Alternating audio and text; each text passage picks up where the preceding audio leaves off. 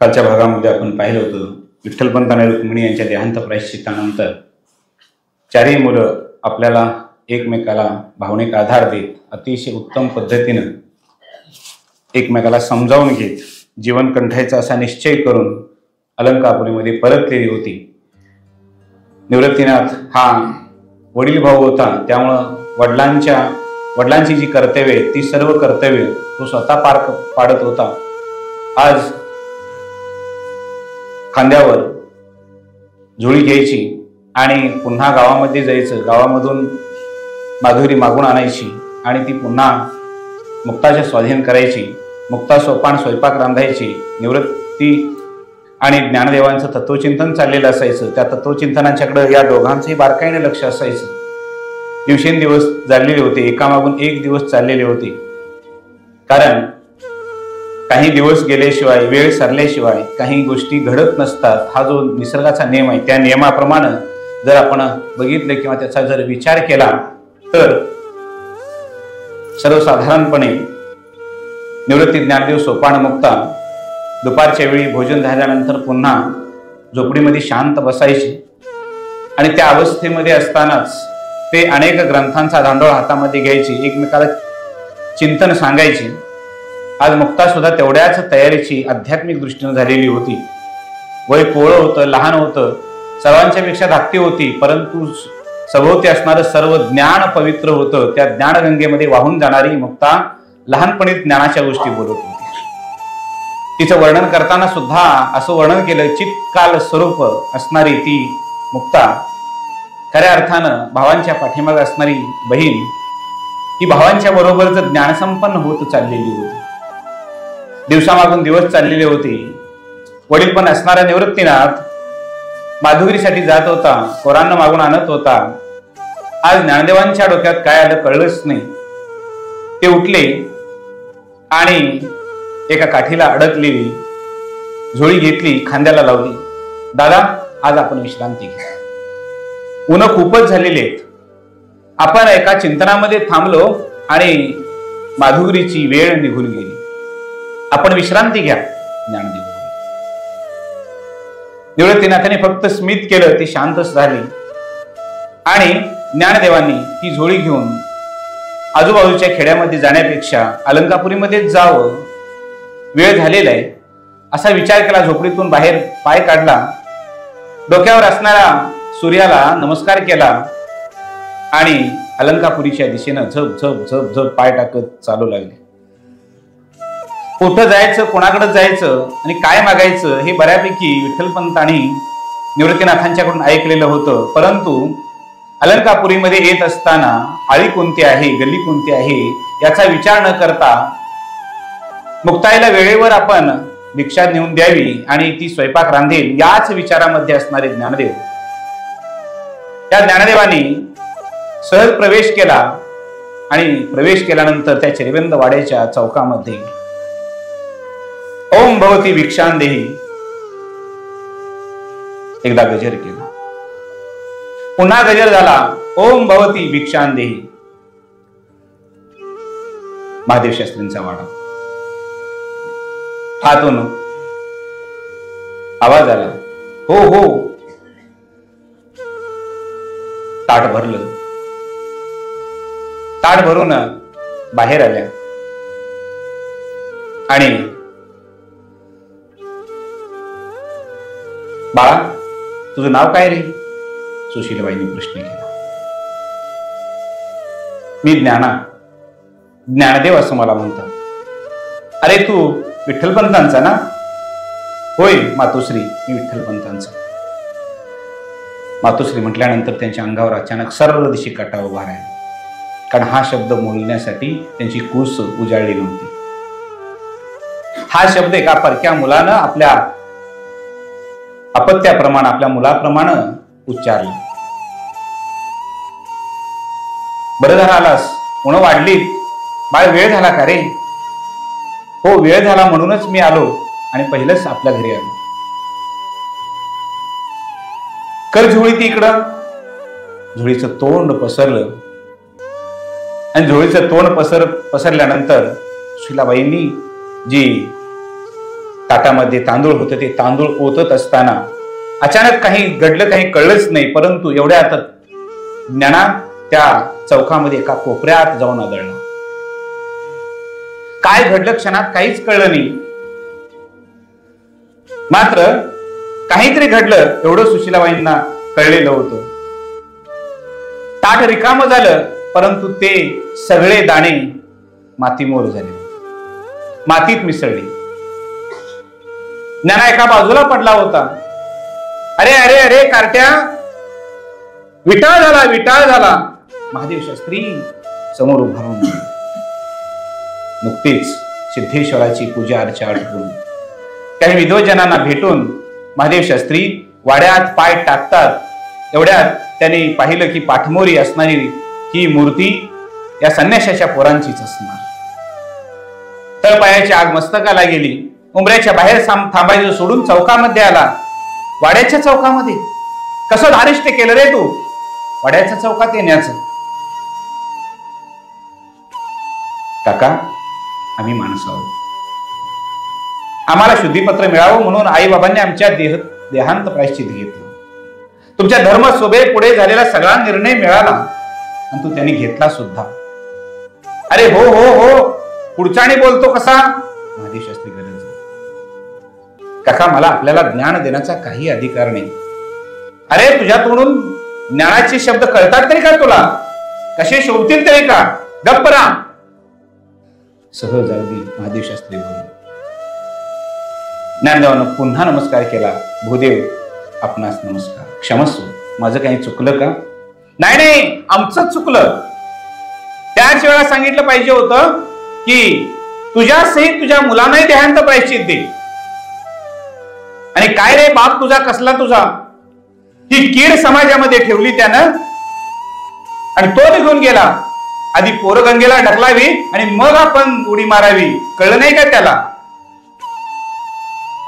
ज्ञानदेवाला आलेला राग होता, परंतु तू रागाचा घाट तसाच घोट गिळला, शांत उभा राहिला. सुशीलाबाई मध्येच बोलल्या, अहो, अतिथी देवो भव असं तुमचं धर्मशास्त्र सांगतं. हो हो हो, आम्हाला बायकाने अक्कल शिकवायची गरज नाही.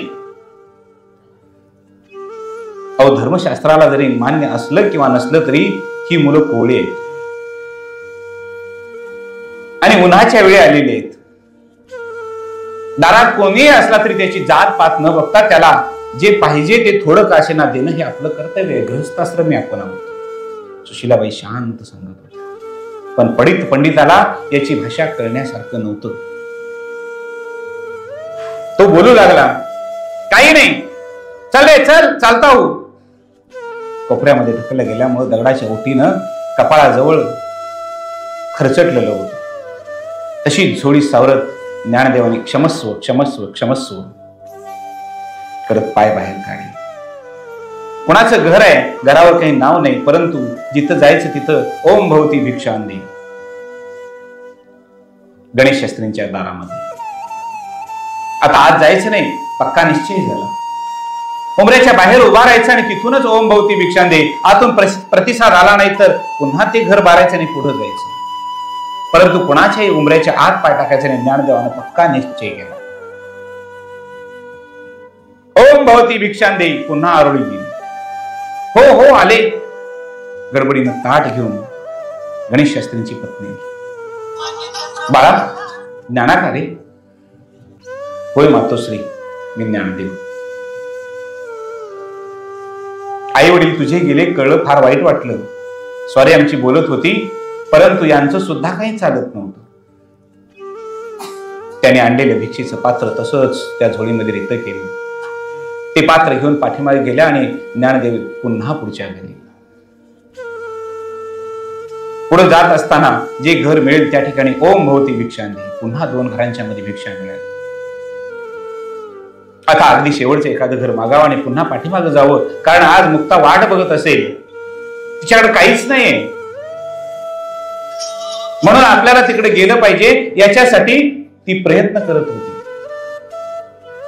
ज्ञानदेव त्या प्रयत्नामध्ये वाड्याच्या दारात उभा राहिले. ओम भवती भिक्षांदे. सरस्वतीबाईंनी आतून डोकावून बघितलं.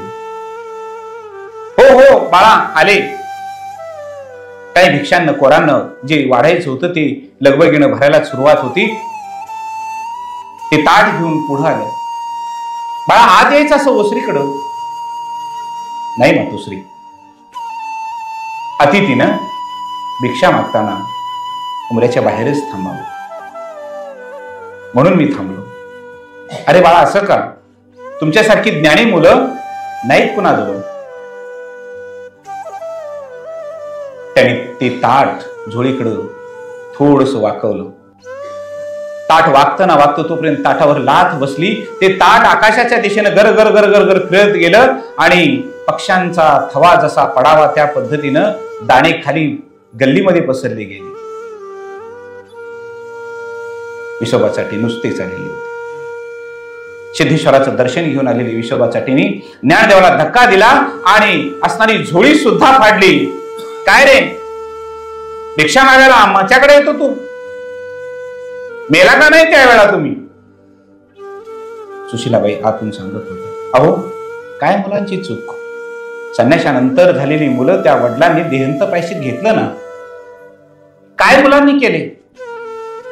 किती तेज आहे बघा त्याच्यावर. आमच्या मुलांच्या एवढं खाऊ पिऊ असून सुद्धा तेज नाही. आणि तुम्हा पुरुषांना काय हो, मुलांची भूक तुम्हाला कळेल का? आम्हाला बायकांना माहिती असते की भुकेची वेळ आहे. असं नका त्याला पाठवू. रिकाम्या हाताने गेली तर ही मुलं काय खातील? कदाचित हेच पाप आणि तुम्हाला लागेल. पापाची भाषा तुम्ही आम्हाला शिकवायची नाही. हा विसोबाच्या ठिकाणी पाप पाप आणि पुण्य पुण्य काय तुम्हाला कळतं का? तुम्ही आपलं स्वयंपाक बघावा आणि स्वयंपाक घर सांभाळावं. त्याच्या पहिले कळतं काय तुम्हाला? मनामध्ये थोडीशी धिटाई आणून सरस्वतीबाई बोलायला, अहो पाप पुण्य याच्या गप्पा तुम्ही मारता, परंतु आपल्या दारामध्ये आलेल्या एखाद्या अतिथीला असं अपमानित करून पाठवणं हे तुमच्या कोणत्या धर्मशास्त्रात लिहिलेलं आहे? नाही म्हटले तरी मी एका धर्मशास्त्राच्या घरातली पत्नी आहे. विसोबा चाटींना असं वाटायला लागलं की आपलेच शब्द आपल्यावर उलटत आहेत. परंतु आज अनेक दिवसानं तोंडसूक घेण्याचं ठरवलेलं होतं. अरे ज्ञाना हो बाजूला. पुन्हा पुन्हा येणं असं धारिष्ट जर केलंस तर याद राखून राहा. आमचं काही चुकलं का? पुन्हा ज्ञानदेव. राग आलेला होता. ऊन कडाडत होती. स्वतःची सावली स्वतःच्या पायाखाली होती. दारिद्र्य आणि दुःख एका पाठोपाठ यायला लागलं तर ते आपले असणारे सुद्धा सोडून जातात. मग सावली तरी माझी सोबत कशी देईल? ज्ञानदेवाला खाली पायाखाली जाणवत होतं. आपली सावली सुद्धा आपल्याला आज सोडून पायाखाली दडायचा प्रयत्न करते. ऊन डोक्यावर आली. चल चल चल, आताच शिवाचं मी दर्शन घेऊन आलो, पुन्हा मला अंघोळ करावी लागेल. ज्ञानदेव अतिशय खिजली. आजूबाजूला विस्कटलेली झोळी हातामध्ये घेतली. कुणाशी काही न बोलता अगदी झप झप झप झप झप पाय टाकत झोपडी गाठली. मुक्ता वाट बघत ती आजूबाजूला काहीतरी कामामध्ये व्यस्त होती. सोपान आणि निवृत्ती दोघ जण काहीतरी विषयावर चर्चा करत दगडावर बाहेरच्या पारिजातकाच्या झाडाखाली बसली होती. तेवढ्यात ज्ञानदेव आलेला दिसला. ज्ञानदेवाचे डोळे पाणावलेले होते. फक्त बांध फुटायचा राहिला होता. निवृत्तीनाथानं त्यांच्या मनाची स्थिती जाणली. सोपानाला विचारलं, अरे मी म्हणूनच म्हणत होतो, ज्ञाना हळवाय, त्याला जाऊ नको म्हणत होतो, कारण कर्मस्थ लोक जगू देणार नाहीत. त्याला मान आणि अपमानाच्या पलीकडे जाता आलं नाही. दादा, ज्ञानदादा असा का आला? ज्ञानदेव झप झप पाय टाकत झोपडीमध्ये. जाताना झोपडीचं कवाड बंद करायचं विसरलाच नाही. त्यानं कवाड बंद केलं आणि आत भगवान श्रीकृष्णाच्या मूर्ती समोर जाऊन बसला. ध्यानस्थ. ज्यावेळीपासून अपमान झाला त्यावेळीपासून ठरवलं होतं आता या जगात राहायचं नाही, देह विसर्जित करायचा आणि जग सोडून जायचं. एवढाच विचार. आणि त्या विचारानं जग सोडावं म्हणून की काय, डोळ्यामध्ये पाणी आलं, किंवा भावंडांना सोडावं म्हणून का काय, काहीच कळलं नाही. नियतीला सुद्धा ते मान्य नव्हतं. शांत भगवान श्रीकृष्णाच्या समोर बसले, आई वडिलांचं स्मरण केलं, पद्मासनामध्ये बसले, मान ताठ केली, पाठ ताठ झाली. हळूहळू ब्रह्मरंध्र छेदायचं, समाधी अवस्थेतून पुन्हा उत्थान व्हायचंच नाही, इथंच देह आज विसर्जित करायचा, या भूमिकेतून ज्ञानदेव झोपडीमध्ये पद्मासनामध्ये बसले. मुक्ता थोडस इकडं तिकडं करून आली. दादा, ज्ञानदादा आला नाही का रे? हो आला, पण झोपडीत बसला. सोपानाने सांगितलं. निवृत्ती शांत होता, फक्त दृश्य बघत होता. अरे मग कवाड कुणी बंद केलं? ही ताटी कुणी बंद केली? अगं त्यानंच केली. मुक्ता ये इकडं. निवृत्तीनाथाने हाक मारली. वडिलांच्या हाताचा स्पर्श हा बाळांना होत असतो, त्या पद्धतीनं मुक्ताला जवळ घेऊन तिच्या पाठीवरून हात फिरवला आणि निवृत्तीनाथ म्हणाले, मुक्ती, आज ज्ञानावर कुठलेही औषध नाही. त्याला अपमान सहन होणार नाही हे मला माहितीच होतं. त्याचा आज अपमान झाला असेल म्हणून तो आता कुंडलिनी जागृती करणार आणि त्याच्यातून आपल्या देहाचं तादात्म्य विसरून देह विसर्जित करणार. समाधीतून तो पुन्हा परत कधीही मिळणार नाही. तेव्हा मुक्ता, तुलाच पुढे पावलं टाकलं पाहिजे. दादा, तुमच्या म्हणण्याचा अर्थ मला कळला नाही. मी गेलो तर तो माझंच ज्ञान मला शिकवेल. निवृत्तीनाथ,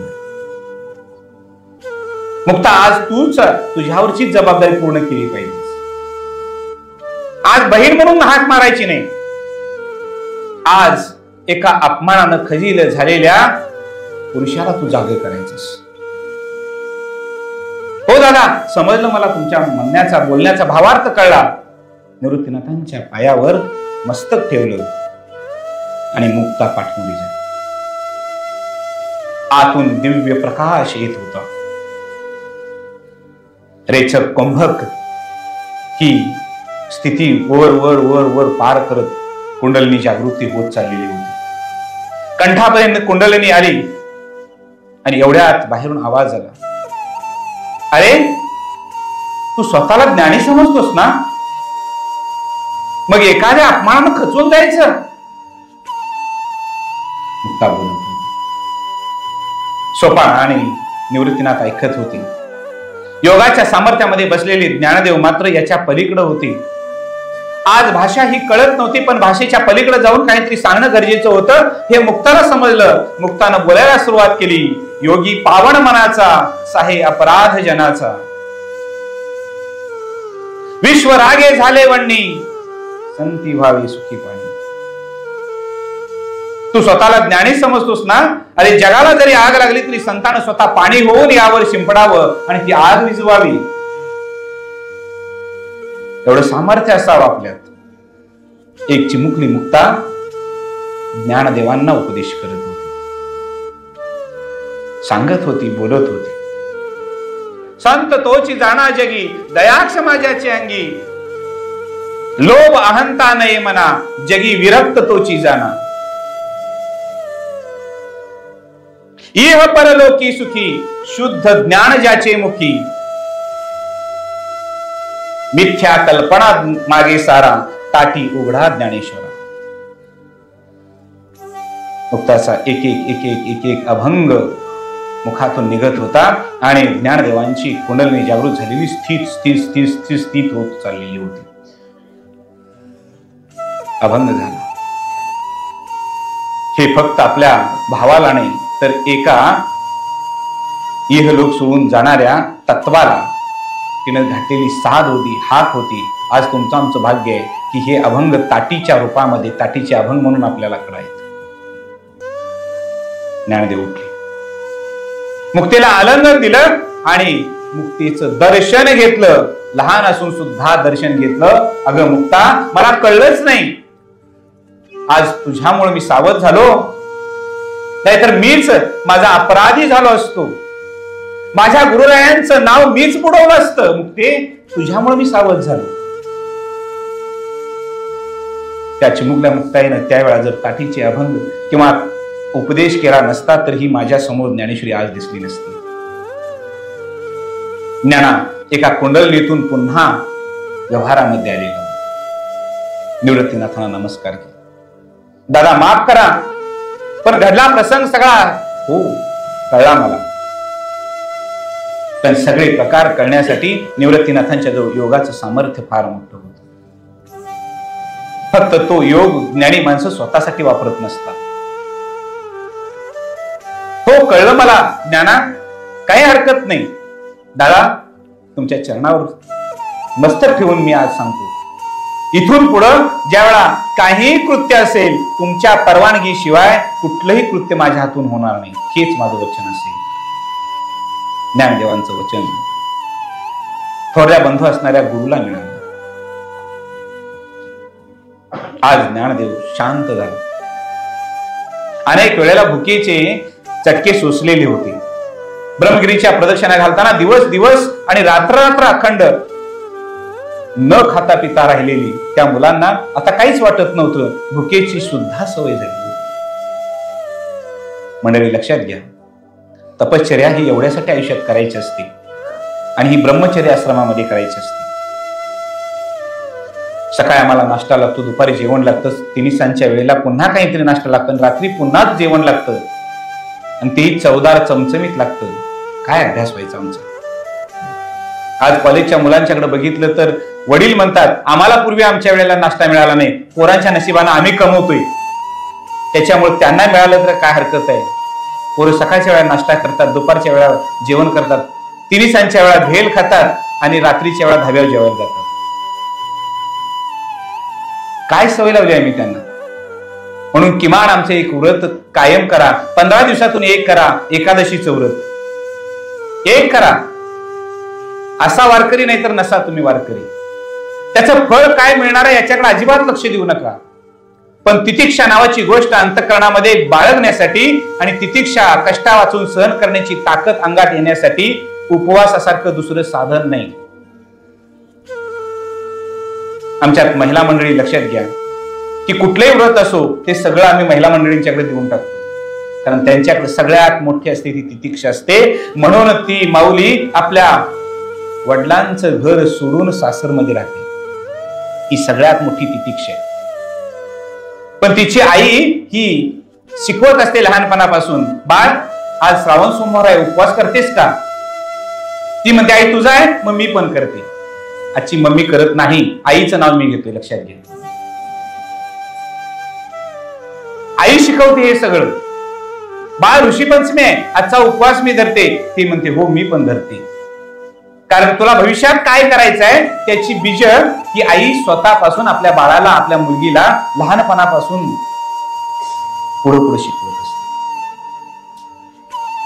मुलगी लिहायला वाचायला शिकणं हे अत्यंत चांगलं आहे, पण लिहायला वाचायला शिकताना सुद्धा संस्कार घेऊन जगणं हे सगळ्यात महत्वाचं. आणि संस्कार फक्त आई देऊ शकते. समाजामध्ये आज संस्कार नावाची गोष्ट शिल्लक राहिलेली नाही असं म्हणतात. म्हणून संस्कार पीठांच्या ठिकाणी किंवा संस्कार शिबिरांच्या ठिकाणी पैसे देऊन लोक येतात. आम्ही संस्कार शिबिर घेतोय, पैसे देऊन येतात काहीतरी यांचा संस्कार करा म्हणून. काय पैसे देऊन करायचे संस्कार. मंडळी 10 दिवसाचं गेल्या वर्षी मी 15 दिवसाचं शिबिर घेतलं, संस्कार शिबिर, निवासी शिबिर घेतलं निळोरीमध्येच. आणि शिबिर संपल्यानंतर मी एका रात्री विचार करत बसलो आणि त्यावेळेला मला कळलं की अरे संस्कार सुद्धा लोक आज विकायला बसलेत आणि विकत घेण्यासाठी गिराईक आहे. ही गोष्ट महाराष्ट्रात कधीही नव्हती, ती नवीन चालू झाली. याला कारणीभूत फक्त कुटुंब म्हणजे तुम्ही आम्ही. आई वडिलांनी यांच्यावर संस्कारच दिलेले होते, त्याच्यामुळं आजचा दिवस उपाशी गेला काही नाही. ज्ञाना तर आज पवित्रेतून पवित्रेकडे गेलेला होता, त्याचं पोटच आज भरलं होतं. आणि ज्ञाना जसाच्या तसा मिळाला नाही तर ज्ञाना परिपक्व होऊन मिळाला, म्हणून निवृत्तीनाथांचं पोट भरलं. दादा देह सोडून जाणार होता तो पुन्हा मिळाला म्हणून मुक्ता सोपानाचं पोट भरलं. आज कृत्रिम अन्नाची गरजच नव्हती. तिने सांगितलं, विचार चालू झाला, चिंतन चालू झालं. काही प्रश्न पडले तर ते एकमेकाला सांगायचे, रुचा म्हणून दाखवायचे, श्लोक म्हणून दाखवायचे आणि एकमेकाचं सांत्वन करत करत रात्र तशीच काढायची. पुन्हा ब्राह्ममुहूर्तावर, पुन्हा ब्राह्ममुहूर्तावर उठायचं, पुन्हा चालू, पुन्हा चालू, पुन्हा चालू. काही मास निघून गेले आणि काही महिन्यानंतर निवृत्तीनाथांच्या समोर ज्ञानदेवांनी विषय काढला. निवृत्तीनाथांना वाटत होतं हा विषय टाळला पाहिजे, परंतु ज्ञानदेव मात्र ते टाळण्यास कधीच तयार नव्हते. पुन्हा पुन्हा विषय काढायचे आणि आज पुन्हा तोच दिवस, त्याच दिवशी पुन्हा विषय काढला. दादा, तुम्ही माझे गुरु आहात. मी तुम्हाला वचन दिलं, तुमच्या आज्ञेशिवाय इथून पुढे काही करायचं नाही. तेव्हा आई वडिलांनी ज्यासाठी देहांत प्रायश्चित घेतलं ते शुद्धीपत्र एकदा आपण मिळवू.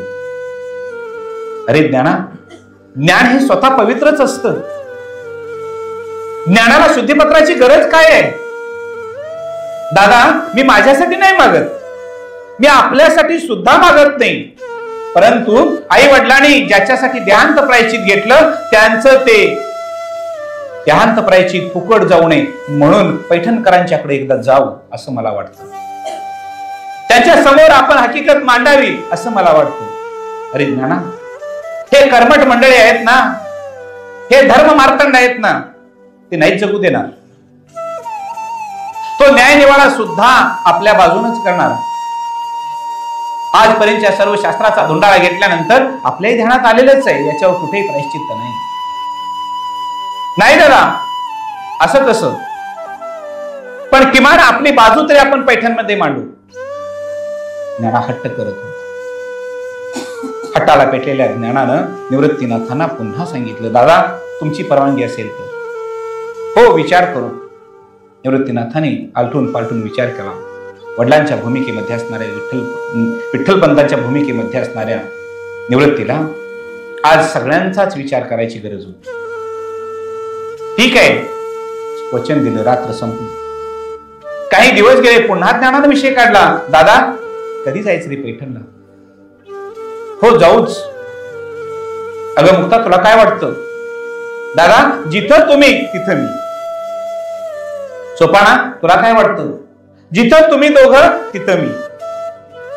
जिथं निवृत्ती आणि ज्ञानदेव तिथं सोपाना आहेच. होकार मिळाला. सगळ्यांची संमती घेतली आणि सांगितलं, परवा दिवशी आपण सगळेजणच पैठणकडे प्रस्थान करू. गौरी येत होती. गौरीला हा निरोप सांगितला, आम्ही पैठणला जाणार. गौरीला निरोप मिळाल्यानंतर गौरी पळतच आली, धावत आली आणि विचारलं, बाळानो, पैठणला चाललात, सांभाळून जा.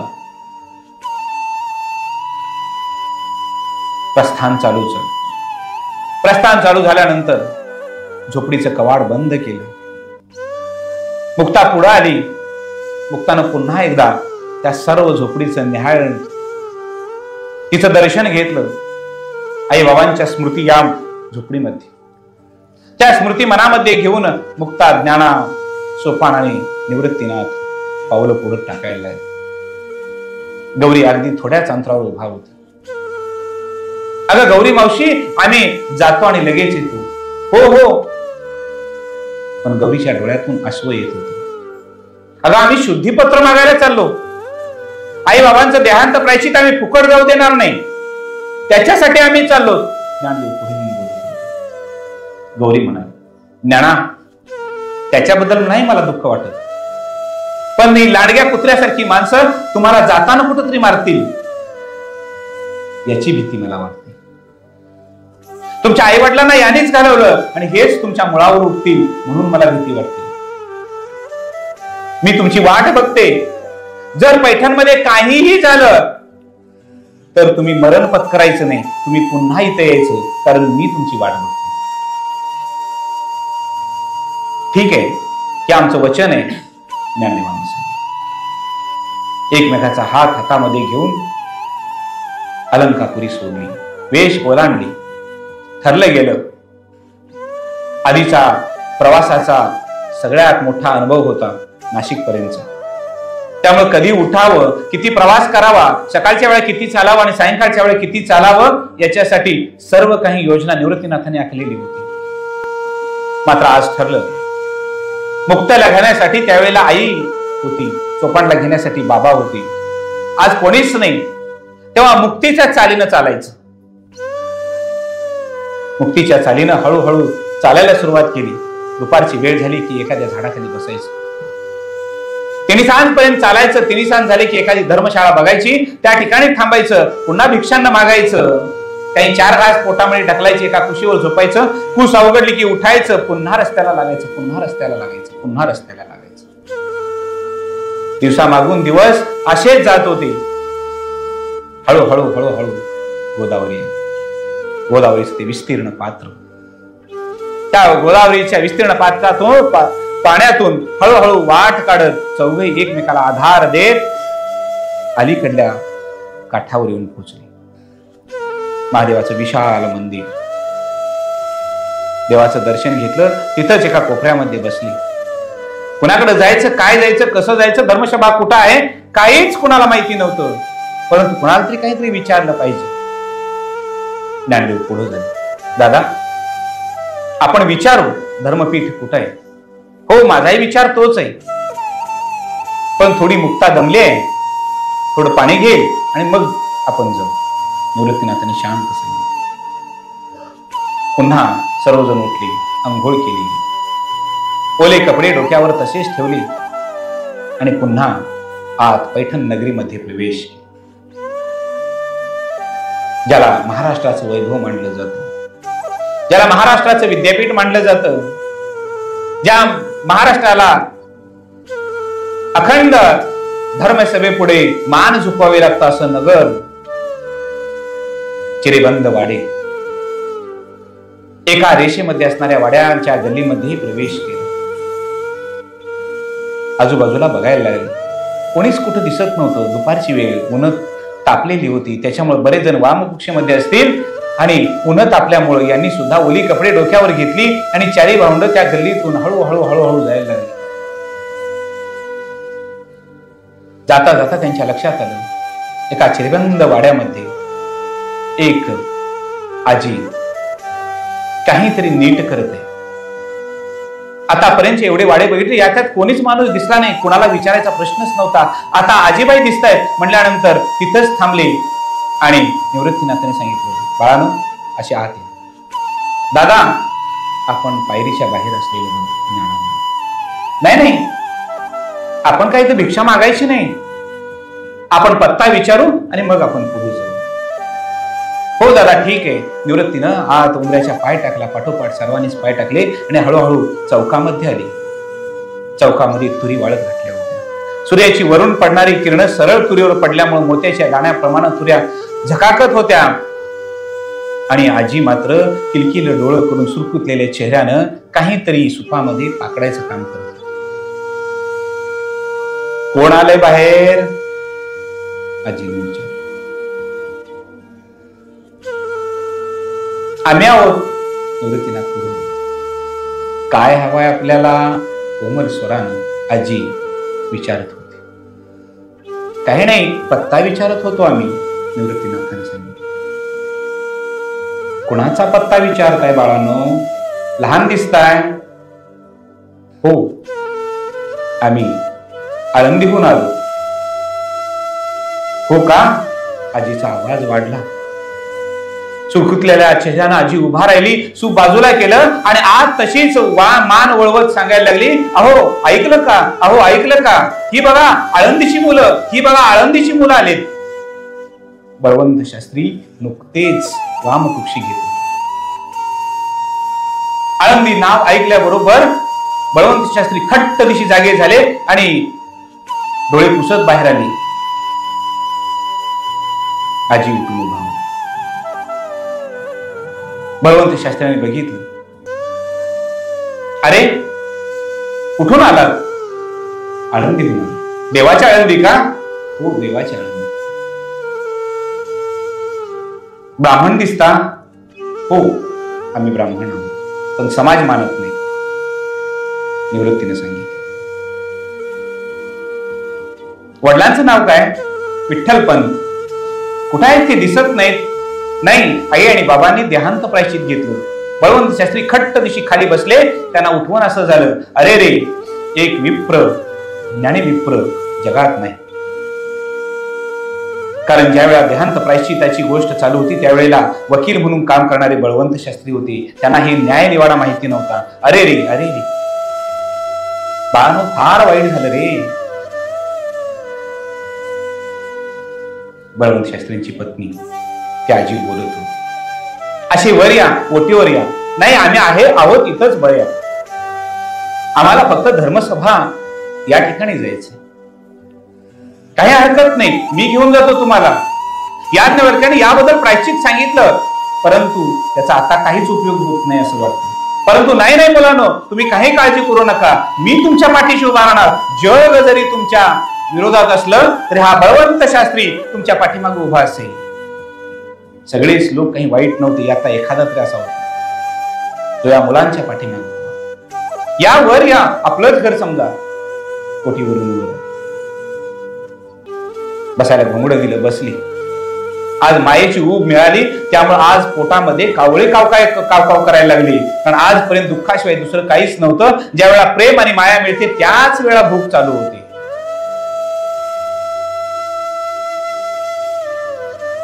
आतून पडदिशी गुळाचा खडा आणि तांब्याचा लोटा आला. त्या मुलांच्या हातामध्ये दिला. 4 घास खा आणि मगच पुढची वाटचाल करा. पतीला आपल्या बळवंत शास्त्रींची पत्नी सांगून, अहो तुम्हाला काय स्वयंपाक जमतो आता? तेव्हा जे असेल ते मुलांच्या मुखी घाला. आजी, मी येऊ का मदत करायला? मुक्ता चटरीशी बोलली. हो हो बाळा, ये. मुक्ता पडदिशी उठली. परकरातली मुक्ता आत गेली. आजीला स्वयंपाक रांधायला सुरुवात केली. चुलं पेटली गेली आणि पट पट पट भाकरी करून मुखामध्ये भाकरी गेल्या. आज तृप्तीचा ढेकर आला. कोणीतरी आपल्याला आधार देणार पैठणमध्ये आहे हे आज निवृत्तीला कळलं. तिने सांगितलं. धर्मपीठासमोर बळवंत शास्त्रींनी निरोप पाठवला. विठ्ठलपंतांची मुलं पैठणमध्ये पोहोचलेली. न्याय निवाडा झाला पाहिजे तसं वजन बळवंत शास्त्रींचं होतच. काहींनी सांगितलं, आता वेळ झाली तेव्हा उद्या बोलू. आजची रात्र कशी काढायची? आजी सांगत होती, बाळानो इथंच थांबा. निवृत्तीनाथांनी हात जोडले. आम्ही अतिथी आहोत. असं कोणाच्या घरामध्ये राहणं आम्हाला शोभणार नाही. तेव्हा आम्ही गोदावरीच्या काठाला असणाऱ्या मंदिरामध्ये आजची विश्रांती घेतो. नमस्कार केला आणि मंदिरामध्ये गेली. काहीतरी चर्चा चाललेली होती. काही लोक ऐकत होते. ते लोक ऐकत असताना त्यांना वाटत होतं बरं, कारण मुलांच्या मुखातून काही शब्द चांगले येत होते. बरं वाटत होतं. मृदू शब्द येत होते. आनंद वाटत होता. रात्र संपण्याची वाट बघत होती. ब्राह्ममुहूर्त झाला. रात्री संपली. अर्धे देवाला दिलं गेलं आणि पुन्हा बळवंत शास्त्रींची वाट पाहती 4ही मुलं मंदिरामध्ये थांबली. डोक्याला पगडी, हातामध्ये उपरणं, हे खांद्यावर टाकलेलं ते सारखं वारकं करत करत एक धोत्राचा सोगा हातामध्ये घेऊन गडबडीनं येणारी कोणीतरी व्यक्ती दिसली. निश्चित बळवंत शास्त्री असते. 4ही मुलं उभा.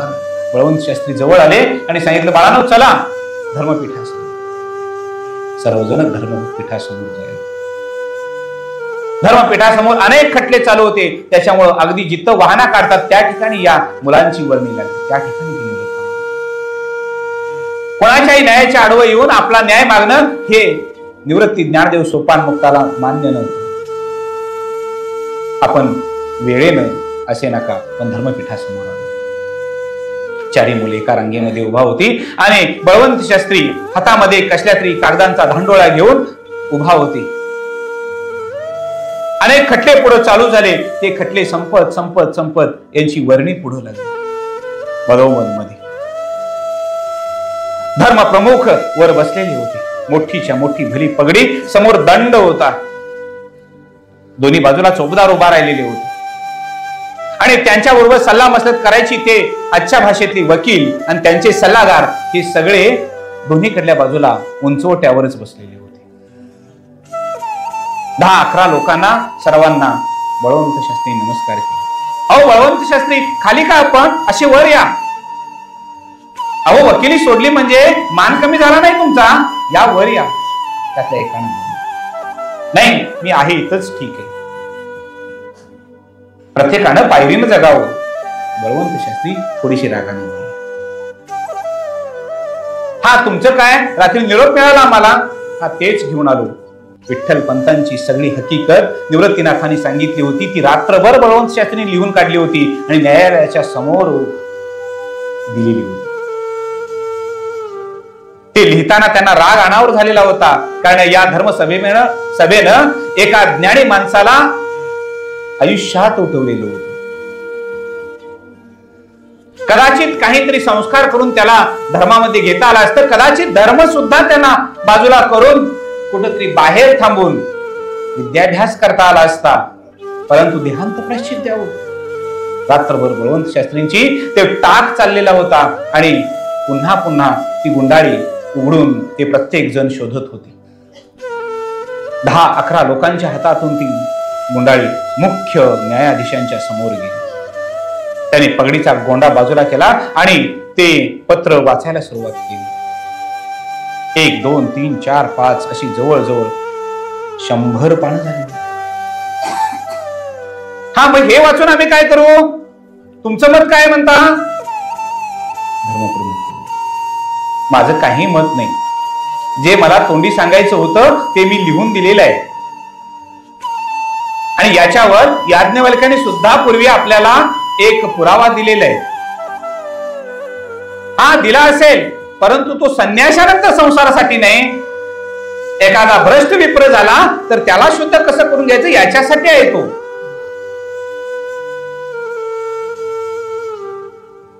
अहो तो पुरावा घेऊन आपण 2 जीव वाचवले असते. हे धर्मसभेला का कळत नाही? बळवंत शास्त्री गरजले. पुन्हा एक जण उठला आणि सांगितलं, शास्त्री तुम्ही आज तिथं आहात, काल इथंच होता, त्यावेळेला बोलला नाही तुम्ही? हो मी बोललो नाही, म्हणून हा अपराध मी माझ्याकडे घेतो. हा अपराध मी माझ्या शिरावर घेतो, कारण त्यानंतर मी जे धर्मशास्त्र चालायला सुरुवात केली त्याच्यामध्ये मला हा पुरावा मिळाला. तोपर्यंत दुसऱ्या बाजूचा उठला आणि तो म्हणाला, हा असे पुरावे अनेक आहेत. म्हणजे काय, संन्यास घेऊन पुन्हा संसार करायचा, देऊ का आपण परवानगी? पुन्हा गरज नाही. वादावाद चालू होणार हे निवृत्तींच्या लक्षात आलं आणि निवृत्ती पुढे झाली आणि सर्वांना नमस्कार केला. भूदेव आपल्या सर्वांना साष्टांग दंडवत. बाजूला असणाऱ्या तिघांनी नमस्कार केला. हा मग आता काय म्हणता तुम्ही? शास्त्री बोला. शास्त्री बोलायला लागले. त्यांच्या वडिलांनी देहांत प्रायश्चित घेतलंय ना, ठीक आहे, मग यांना आता शुद्धीपत्र द्यायला काय हरकत नाही. धर्मपुरुष बोलायला लागली, अरे शुद्धीपत्र असं ऐऱ्या गऱ्याला दिलं तर त्याची काही किंमत राहील का? कोणी उठेल आणि शुद्धीपत्र द्या म्हणून सांगेल आणि आम्ही दिलं तर आमची काय किंमत? धर्मप्रमुख बोलायला. तो मोठ्या भल्या मोठ्या पगडीचा गोंडा पुन्हा पुन्हा पुढे येत होता आणि तो गोंडा पुन्हा पाठीमागे सारत आपल्या अधिकारवाणीचा वापर धर्मप्रमुख करत होते. बळवंत शास्त्रींचं बोलणं झालं आणि बळवंत शास्त्रींचं बोलणं झाल्यानंतर आता पुढे काय सांगावं, कारण मानायलाच कोण तयार नाही, म्हणून बळवंत शास्त्री थोडीशी मान खाली घालून ज्ञानदेव पुढे झाले. मी बोलू का? बळवंत शास्त्रींना हळूच कानोसा घेतला, कानामध्ये विचारलं, हो बाळा बोल, काही हरकत नाही, परंतु हे मानतील लोक असं मला वाटत नाही. ज्ञानदेव चौघांच्या पुढे झाला, नमस्कार केला. दादांच्याकडे बघितलं. दादाने फक्त मान हलवली, कारण ठरलं होतं इथून पुढे कोणतीही क्रिया करायची झाली तर परवानगीशिवाय दादांच्या करायची नाही. मान पाठीमागे वळली आणि निवृत्तीनाथाने फक्त मान हलवली. बोलायला निवृत्तीनाथांची परवानगी मिळाली आणि ज्ञानदेव बोलायसाठी पुढे 2 पावलं झाली आणि बोलायला लागले. अहो येताना देहाच्या संबंधीनं असणारा संसार हा प्रत्येकालाच करावा लागेल, परंतु चैतन्य नावाची गोष्ट आहे ती प्रत्येकाची एकच आहे. प्रत्येक भूतमात्रामध्ये सर्वेश्वर असणारा विश्वात्मक देव एकच आहे, त्याच नाव चैतन्य. त्याला कोणी आत्मा म्हणतं, कोणी जीव म्हणतं, कोणी कुटस्थ म्हणतं. ज्ञानदेव बोलू लागले, काही नाही, वेळ बोलल्यानंतर मात्र लोकांच्या लक्षात यायला लागले. त्यातला एक जण उठला आणि म्हणला, अरे बस बस बस, काय ज्ञानाचा गोष्टी बोलतोयस?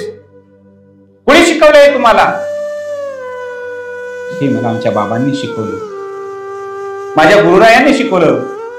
कोण रे गुरु तुझे? माझे बाबा आणि माझ्या सोबत असणारे हे माझे निवृत्तीनाथ. अरे म्हणजे गुरु बी तुमच्यातच शोधला तुम्ही, बाहेर जायची गरजच नाही आता तुम्हाला. म्हणजे गुरुही तुम्हीच, शिष्यही तुम्हीच. नाही, आम्ही त्यांच्याबद्दल वाद घालायला आलोच नाही. गुरु मानणं आणि न मानणं हा प्रत्येकाचा स्वतःचा भाग आहे. याबद्दल आम्ही कुणालाही काही दोष देत नाही. परंतु आम्ही फक्त तुमच्याकडे शुद्धीपत्र मागण्यासाठी आलो. देहांत प्रायश्चित्तानंतर आम्हाला शुद्ध व्हावं याच्यासाठी. अरे अशी शुद्धीपत्र देता येतात का? उपाय काय? उपाय एकच, भटकंती करायची, मिळेल ते घ्यायचं, खायचं आणि देवाचं नाम घेत आयुष्य कंठायचं. धर्मप्रमुख बोलायला नाही, आम्ही आयुष्य कसं येईल ते तसं भोगायला तयार आहे. परंतु त्या समाजामध्ये असलेली फार मोठी कीड आहे, दरी आहे. काही लोकांना भक्तीचा अधिकार आहे, काहींना नाही. काहींना ज्ञानाचा अधिकार, काहींना नाही. काहींना कर्माचा अधिकार आहे, काहींना नाही. भगवान श्रीकृष्णानं भगवद्गीतेमध्ये सांगितलेलं आहे, कर्मण्यवाधिकार असते मा फलेषु कदाचन. आणि मग त्याचं काय?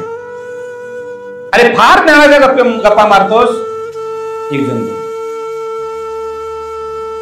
दुसरा तोपर्यंत पुढे झाला आणि झप झप झप झप पायऱ्या 4 उतरल्या खाली आणि दंडाला धरला आणि ज्ञानदेवांच्या दंडाला धरून हलवलं आणि सांगितलं, काय रे काय धर्मपीठासमोर बोलतोस? कळतंय का नाही तुला? काय नाव तुझं? त्याने पुन्हा नमस्कार केला आणि सांगितलं, माझं नाव ज्ञानदेव.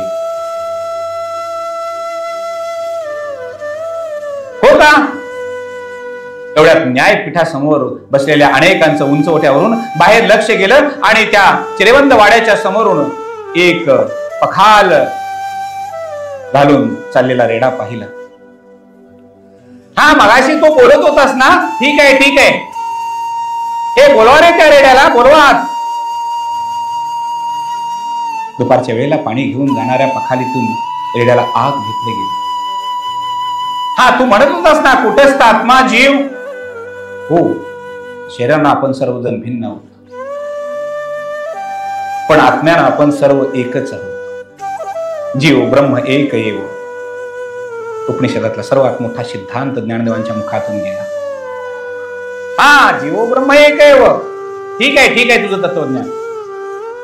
मग तू वेदाच्या ऋषा बोललास मगापासून, आता उपनिषदातलं बोलायला लागलायस.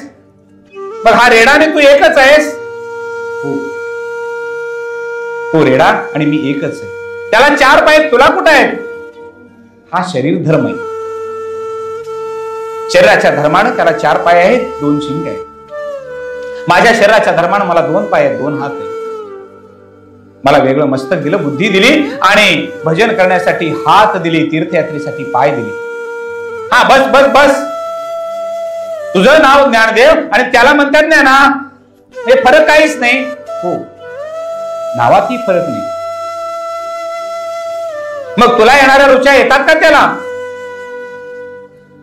जर भगवान श्रीकृष्णांची इच्छा असेल आणि माझ्या गुरुरायांचा आशीर्वाद असेल तर तू सुद्धा बोलायला लागेल. ज्ञानदेवाने गुरुरायांच्याकडे बघितलं. निवृत्तीनाथाने फक्त डोळ्यात हास्य घेतलं आणि हसण्या डोळ्यानं फक्त ज्ञानदेवांना परवानगी दिली. ज्ञानदेवाने तिथूनच मस्तक खाली केलं, निवृत्तीनाथांचं दर्शन घेतलं. हा, मग म्हणून दाखव, तू जे म्हणतोयस ते तो म्हणतोय काय बघू.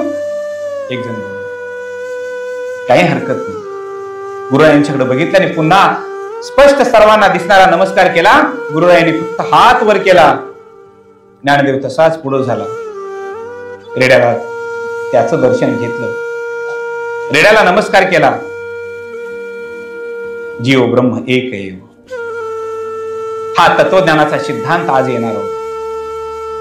लांब जिभेमुळं प्राण्यांना बोलता येत नसतं. पण योगाचं सामर्थ्य निवृत्तीनाथांच्याकडून ज्ञानदेवांना सुद्धा मिळालेलं होतं. मस्तकावर हात ठेवला, जीभ आखूड झाली आणि ज्ञानदेवांच्या मुखातून शब्द चालू झाले, एवं यजंत्य. ऋग्वेदातून एक एक एक एक ऋचा बाहेर पडायला लागली आणि ती ऋचा संपेल तशी रेड्याच्या मुखातून ऋचा बाहेर पडायला लागली. लोक आवाज झाले, कुणालाच काही कळेना, काय झालं काही कळेना. काही क्षण असेच गेले. पुन्हा त्या रेड्याला नमस्कार ज्ञानदेवाने केला आणि सांगितलं की हा चमत्कार कदाचित तुमच्याच नशिबात होता. पुन्हा रेड्याच्या मस्तकावर हात ठेवला. अहो, बैल म्हणून जन्माला यावं माणसानं. ध्यानात घ्या, हे वाक्य फार महत्वाचं आहे. माणूस म्हणून जन्माला येण्यापेक्षा बैल म्हणून यावं, पण तो बैल सुद्धा माऊलींच्या पालखीला जुंपलेला असावा. त्याचं भाग्य केवढं मोठं. श्वान होऊन यावं, पण तो छत्रपतींचा श्वान असावा. त्याचं भाग्य केवढं. नाहीतर नुसतं जन्माला येतोय माणूस आणि जातोय मरून, काय अर्थ आहे. पुढच्या 2 पिढीमध्ये नाव आठवत नाही लोकांना. कशी तरी एक पिढी नाव काढते, त्याच्यानंतरची पिढी नाव सुद्धा काढत नाही. इथं 350 वर्षानंतर सुद्धा नाव काढलं जातं. इथं 750 वर्षानंतर नाव काढलं जातं. मग प्राणी म्हणून जन्माला आला तरी काय हरकत आहे, पण तेवढं भाग्य तर आमचं पाहिजे ना. ते भाग्य घेऊन तो रेडा आलेला, तो पाठमोरा झाला. त्याच्या मालकानं त्याच्या पाठीवर टाकलेली पखाल पडदिशी काढून टाकली. अरे, त्याच्या मुखातून वेद येतात, त्याला आपण असं ओझं वाहणं बरोबर नाही. सन्मानाची वागणूक मिळाली. आज ज्ञानदेवांचा जयघोष झाला, ज्ञानदेव की जय, ज्ञानदेव की जय. काही जणांनी तर सुरुवात केली, निवृत्ती ज्ञानदेव सोपान मुक्ता की जय. चमत्काराशिवाय नमस्कार नसतो, हेच बरोबर. ज्ञानदेवांना जे करायचं नव्हतं तेच वाट्याला आलं, ते करावं लागलं, करून दाखवलं. काही लोक कुठले सर सर सर सर भुजपत्र काढलं, त्याच्यावर काहीतरी रेघोट्या मारल्या गेल्या आणि ज्ञानदेवांच्या हातात आणून दिलं. याला मात्र फारशी पुरावे नाहीत इतिहास. त्यांनी शुद्धीपत्र दिलं, पण शुद्धीपत्र घेतलं नाही, एवढं वाक्य इतिहासामध्ये. त्या हातामध्ये दिलं, निवृत्तीनाथांच्या ज्ञानदेवाने हातामध्ये घेतलं, ते पुन्हा निवृत्तीनाथांच्याकडे दिलं. निवृत्तीनाथांनी नमस्कार केला, ते पुन्हा गोदावरीमध्ये विसर्जित. उपजत ज्ञानी असणाऱ्या लोकांना शुद्धीपत्राची गरजच नसते. आज मात्र पैठणकर धन्य झालेले होते. जे लोक घरामध्ये होते ते दारामध्ये येत होते, दारामधले लोक गल्लीमध्ये येत होते, गल्लीतले लोक गोदावरीच्या काठाला जात होते आणि गोदावरीच्या वाळवंटामध्ये आजूबाजूला लोक आपल्याला जागा मिळेल तिथं बसत होते आणि एकच जयघोष, निवृत्ती ज्ञानदेव सोपान मुक्ता की जय. सर्व सभावृंदांना शांत केलं. बळवंत शास्त्री समोर उभा. आज ज्ञानदेवांची प्रवचन आणि कीर्तन ऐकण्यासाठी सर्व लोक जमा झालेले होते. जे गुन्हा करणारे, जे तिरस्कार करणारे लोक होते, त्या लोकांनी आज मायेची ऊब द्यायला चालू केली होती. त्या मायेच्या पांघरुणामध्ये ज्ञानदेवांना निवृत्तीनाथांनी व्यासपीठावर बसवलं. ज्ञानदेव, तुम्हाला कवित्व आहे, ते कवित्व बहरू दे. त्या लोकांच्या हृदयामध्ये अज्ञान आहे. लोक दुष्ट नाहीत, त्यांच्यातला असणारा अज्ञान दुष्ट आहे. लोकांना आपल्याला संपवायचं नाही, त्यांच्यातलं अज्ञान संपवायचंय. ज्ञाना, हे काम तू करायचंय. गुरुरायांचे आदेश, गुरुरायांचं दर्शन घेऊन सुरुवात केली. अनेक प्रवचन झाली. पुन्हा मायभूमीची ओढ. लोकांचा आशीर्वाद घेतला, गोदावरीचा दर्शन घेतलं आणि पुन्हा अलंकापुरीकडे जायला निघाले. मजल दर मजल करत अलंकापुरीकडे यायचं प्रस्थान. हळूहळू हळूहळू प्रस्थान पुढे वाढत होतं, वाढत होतं, वाढत होतं. तापी नदी तीराला सुचिरभूत झाली. पुणतांब नावाचं गाव. त्या गावामध्ये बघितलं, अनेक गल्लींच्या मध्ये हलकल्लोळ माजलेला होता. लोक रडत होते, धायमुकून रडत होते. मुक्ता दादाला विचारत होती, दादा, हे लोक का रडतात? नाही मुक्ता, कळलं, बघू आपण कानोसा घेऊ. जाता जाता कानोसा घेतला. त्यांनी सांगितलं की या तापीच्या तीरावर असणाऱ्या एका मोठ्या गुहेमध्ये एक स्वामी राहतात, साधू राहतात. चांगदेव नाव त्यांचं. 1400 वर्षे जगलेले आहेत. ते समाधीमध्ये सध्या आहेत, मग तुम्ही का रडता? त्यांची समाधीने तुमचं रडणं का? नाही, ते समाधीतून उत्थान झाल्यानंतर आमची माणसं आमच्या घरी परत येणार आहेत म्हणून आम्ही रडतोय. म्हणजे चांगदेवावर प्रेम म्हणून नाही, हे ध्यानात घ्या की सगळीकडे रडरड अशीच असते. पुढं कानोसा घेतला. असं का?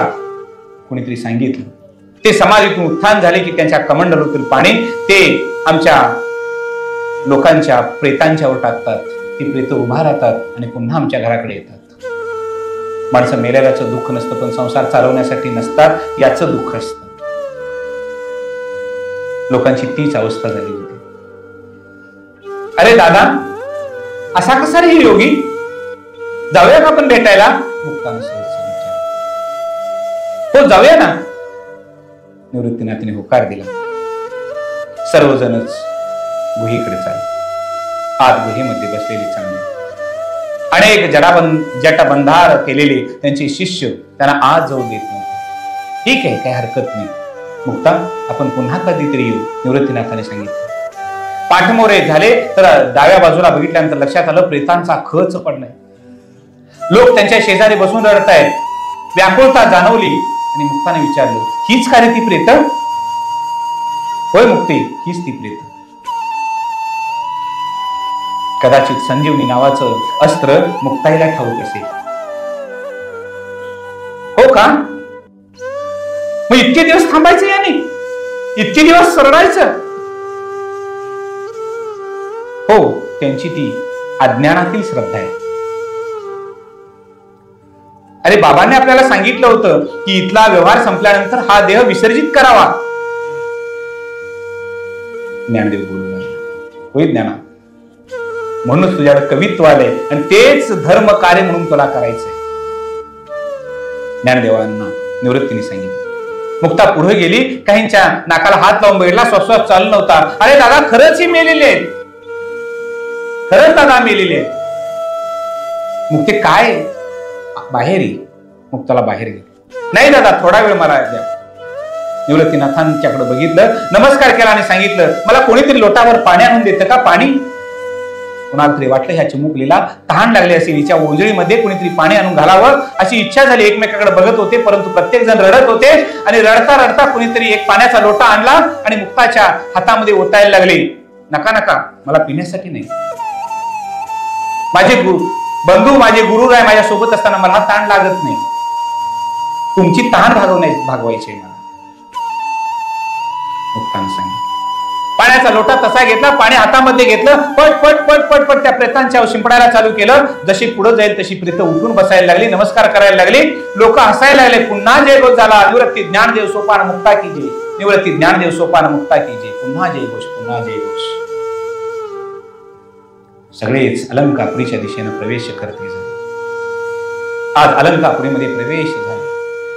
काही लोक होते, त्यांना कळलेलं होतं की पैठणमध्ये शुद्धीपत्र घेतलं पण स्वीकारलं नाही. काहींना कळलं की चांगदेवांच्या ठिकाणी जाऊन पुनतांब्या या ठिकाणी प्रेत सुद्धा उतरली. अलौकिक अलौकिक अलौकिक.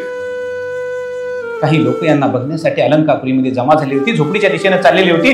गौरीला आज आनंद झालेला होता. गौरी सुद्धा पायात बळ आणून तरा तरा चाललेली होती. आज उमा काकूंना सांगून आली होती, उमा काकू तुझी नातवंड आलीत बरं का. उमा काकूंना आनंद झाला, पण शरीर चालत नव्हतं. नातवंडा पोट भरून बघावं आणि त्यांच्या मुखाचं अवग्रहण करावं इच्छा होती, पण जाता येत नव्हतं आणि मुलांना अलंकापुरीत येता येत नव्हतं, कारण गावानं बहिष्कृत केलेलं होतं, ब्राह्मणने केलं. अनेक जण फक्त दुरून बघावं म्हणून इंद्रायणीच्या काठाला जमलेली होती आणि ही चालणाऱ्या मुलांच्याकडे बघून धन्य धन्य होत होती. पण काही कर्मठ होते, ते अजूनही तसेच होते. महादेव शास्त्री,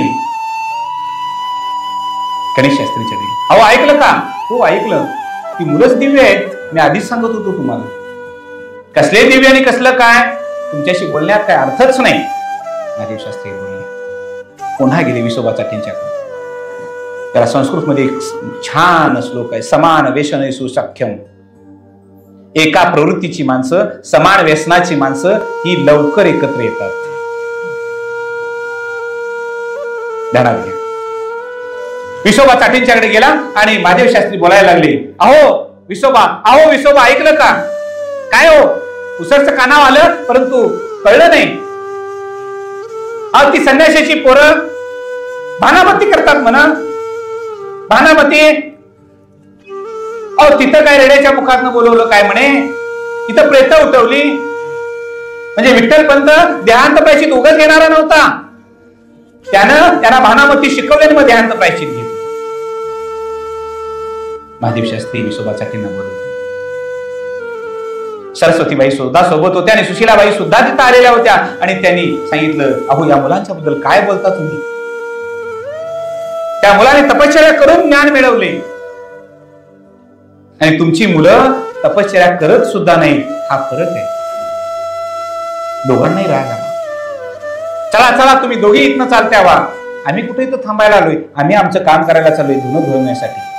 हा जा, पण तिकडे दर्शनला वगैरे काहीतरी जाशील बघा. पुन्हा दम दिला. त्याने धुण्याची बुचकी डोक्यावर घेतली. त्या दोघी बाहेर पडल्याने दोघांची खलबत चालू झाली. यांना कसं जिरवायचं, याच्या आड कसं जायचं, हाच प्रश्न. इकडे गौरीनं या सगळ्यांचं पटापटा मुकं घेतलं आणि ती बोलायला लागली की तुमच्या आईनं हे रोपटं आणलं होतं, त्या रोपट्याला आज कडी यायला लागली. बघितलं का निवृत्ती? त्या मोगऱ्याला आज कडी यायला लागलेली आहे. निवृत्ती गळात हसला. ज्ञानदेवांच्याकडे बघितलं. ज्ञानदेवांना विचारलं, बघ तुझ्या कवित्वाला काय बहर येतो का? हो दादा, मला असं वाटतं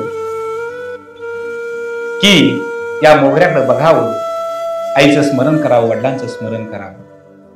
चर्चा वाढत गेली. काहींना मान्य होतं ते लोक यांची वाट बघत बसायची, हे कधी येतात आणि भिक्षा आम्ही यांना कधी देतो. परंतु ठरलं होतं अलंकापुरीमध्ये जायचं नाही. काही लोक यांना भेटण्यासाठी सकाळी ब्राह्ममुहूर्तावर इंद्रायणीच्या काठाला येऊन उभा राहायचे, फक्त मुलांचं दर्शन व्हावं याच्यासाठी काही लोक तडपडायचे. तर काही लोक यांना कसं बाजूला करता येईल याच्यासाठीच प्रयत्न करत अहोरात्र घालवायचे. एक दिवस असाच झाला. आज निवृत्तीनाथ शांत होता. सण दिवाळीचा चाललेला. दादा दिवाळी आली रे, मुक्ताईने सहज विचार. भाऊबीज आहे? हो मुक्ता. भाऊबीजची ओवाळणी झाली. दादा जसा तुम्ही माझा हट्ट पुरवता तसा मी सुद्धा तुमचा हट्ट पुरवला पाहिजे. बहिणीचं कर्तव्य मला आज करायचं. तेव्हा तुम्ही काहीतरी सांगा. अगं मुक्ती, आपण इच्छेच्या पलीकडे आहोत. इच्छा आपल्याला शिवत नाही, तेव्हा काय मागायचं? नाही, काहीतरी मागितलं पाहिजे. हो तुझा हट्ट असेलच तर आज मांड करतेस का ग? हो दादा करते. आज ज्ञानदेव विस्फुरित झाला. ज्ञानदेवांचे डोळे मोठे झाले आणि तो बघायला लागला. दादा कधीच कुणाकडे काय मागत नव्हता, आज प्रत्यक्ष मांड मागतो. आनंद झाला. भिक्षाने आणून ठेवलेलं होतं ते चापसायला सुरुवात केली. सातूचं पीठ तिथलं बाजूला झालं, गुळाचे खडे बाजूला झाले. आज पीठ मळायला मुक्तानं घेतलं. पुरण करायला सोपान बसलं. आज दादाला खाऊ घालायचंय. इतका आनंद गगनात आनंद मावत नव्हता. स्वयंपाक रांधायला सुरुवात केली आणि स्वयंपाक रांधता लक्षात आलं, अरे रे आपल्याकडे सगळ्या वस्तू आहेत घरामध्ये, परंतु जर मांड भाजायचं झालं तर आपल्याला खापराचा तुकडा नाही. हा खापराचा तुकडा शब्द लक्षात ठेवा, महत्वाचा. मांड भाजण्यासाठी खापराचा तुकडा म्हणजे आज आपल्याकडे ऍडजस्टमेंट नावाची गोष्ट आहे, लक्षात घ्या. पूर्वीच्या काळी बिडावरच पोळ्या केल्या जायच्या. आता आपण पोळ्या करतो, तो आपला भाकरीचा तवा उलटा करतो आणि त्याच्यावर पोळ्या करतो. पत्र्याच्या तव्यावरच्या पोळ्या करपल्याशिवाय राहत नाही. बिडावरची पोळी करपत नाही, ती पूर्ण फुगते. म्हणून आपण बिडाचाच तवा, खोलगट असणारा, रोज भाकरीला वापरणाराच तवा उलटा करतो, त्याच्यावर आपण पोळी भाजत असतो. खापराचा तुकडा आतून खोलगट असतो. पीठ मळलं आणि पिठावर पाण्याचा शिंतोडा टाकला आणि मुक्ता सहज उभा राहायला सांगितलं, दादा मांड भाजण्यासाठी खापराचा तुकडा पाहिजे. मग काय म्हणतेस मुक्ती? काही नाही, तुम्ही गप्पा मारत बसा, तोपर्यंत मी गौरीकडून जातो गौरी मावशीकडून खापराचा तुकडा घेऊन येतो. मला ती नाही म्हणणार नाही. मुक्ता झप झप झप खाली आली, येण्याने पार केली आणि गौरी मावशीच्या दारात उभा राहिली आणि हाक मारायली, अगं गौरी मावशी, अगं गौरी मावशी. गौरीला आज वाटलं की कधीच न गावात येणारी मुक्ता आज पहिल्यांदाच आलेली होती. गौरी आतून पडदिशी बाहेर आली आणि मुक्ताला विचारलं, अगं मुक्ता आत ये, अशी आत ये. गौरीचा सुद्धा काही मोठं घराणं नव्हतं, मोठं घर नव्हतं, झोपडीच होती. कुंभाराची गौरी होती ती. त्या कुंभाराच्या गौरीच्या झोपडीमध्ये मुक्तानं प्रवेश केला. पुंडलिक वरदारी विठ्ठल श्री ज्ञानदेव तुकाराम.